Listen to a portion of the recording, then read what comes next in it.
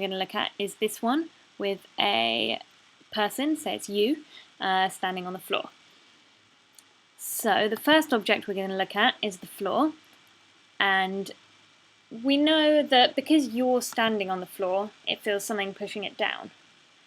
And the thing that's pushing it down is you. So it feels you pushing it down.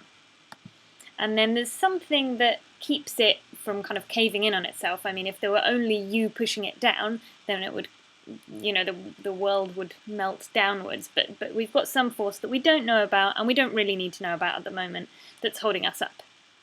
So that's the first object. Now we've got you. So this is you. And you know that you've got something pulling you down that stops you from flying off the ground. And that thing is your own weight. So your own weight is pulling you down, and that's what attracts you to the floor. There's also something pushing you up to stop you going through the floor, and the thing that's stopping you is the ground, which is pushing you up. So there we've broken that situation down into two objects, and we've got all the forces that are acting. We've described what each thing feels. Let's have a more complicated example. Now we've got 3 boxes, one on top of the other. We've labelled them 1, 2 and 3, and then they're on the ground. So the first thing, the ground, we know it's got something pushing it down, and the thing that it feels pushing it down is box 3. And you might think that, well, box 2 and box 1 are pushing it down as well, and yes, that does contribute to the size of the force, but if you imagine almost as though the ground were looking up, the only thing it can see pushing down on it is box 3.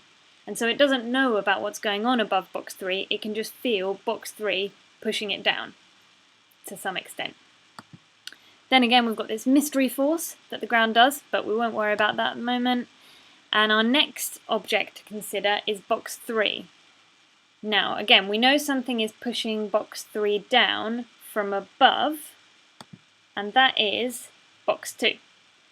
And it doesn't feel box 1 pushing it down because it doesn't even know about box 1. It just can feel that there's something above it, box 2, and that thing is pushing it down. Also, like most objects, it has its own weight pulling it down. So it's got 2 forces pulling it down, and we draw them as separate arrows.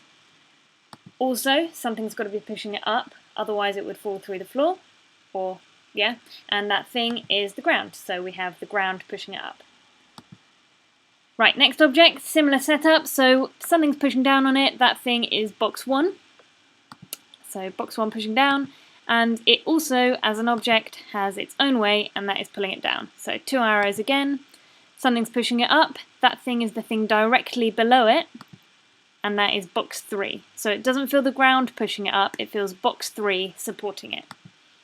Our last object, box 1, it doesn't have anything on top of it, so it's got nothing additional pushing it down, it's just got its own weight pulling it down, and the thing pushing it up is box 2.